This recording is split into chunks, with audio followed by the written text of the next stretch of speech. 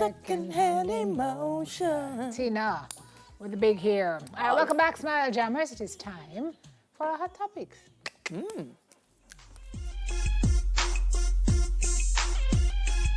All right, so many of us were talking about this yesterday, and to be totally honest, I never had a solution. I had many. You profit up one. I had many suggestions, but realistically, I don't know if any of them worked. But we are happy to say that the government has laid out plans for the Anthem of the Seas, owned and operated by Royal Caribbean Cruises, to dock in Falmouth today. Jamaicans will disembark in batches of 200 every 48 to 72 hours. So all 1,000 of them not going to come off one time. 200, and then 2 days, 200 more, 2 days, and so on. And part of that is because they also have to test when they come off. Ship workers who test positive, so they're going to test them as they disembark. Right, and then send them to the quarantine facility, see what the tests reveal, and see whether they can release those folks to make way for a new set of people. The good news, Sim, is if you get a negative result, you go home to self-quarantine. Right. No, me a beg or no. If the government say, go home, go self-quarantine, go home, go self-quarantine. No matter go home, and then we see on Facebook saying I'm gonna beach party and breakfast party and wherever else on the need to go. Because the option was just not acceptable. You know what's going to stay on the ship till December.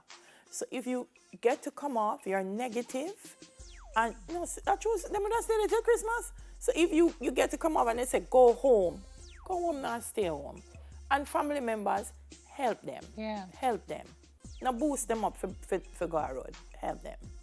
So that's great news, Sim. Yep, 400 rooms secured at the Bahia Principe. At a cost of? $81 million. Mercy said no. The Prime Minister did say yesterday that these arrangements were put in place first time round and they didn't really get it right. So they're working to get it right for these set of workers. They'll get breakfast, lunch, and dinner.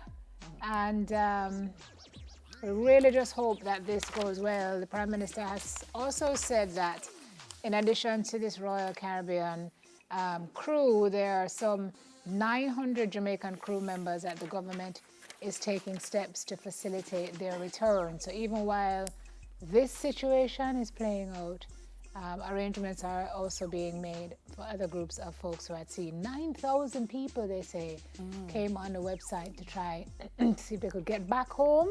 Yeah. He made it clear yesterday that obviously that will not happen, certainly not at one time. So it has to be a phased process, and I can only imagine the kind of logistics that have to go into something like this, the kind of back-channel discussions that have to go into something like this. It's a tough time to be Prime Minister of any country. I've seen Jamaican students overseas, maybe about 5 or so that I know, saying we want to come home. It's difficult for us as students, especially if they're living on campus. No, there's nothing on campus. Campuses are closed. They don't have money. So it really is logistically. Can be a nightmare. But people have to just understand that COVID lick everybody, COVID just come.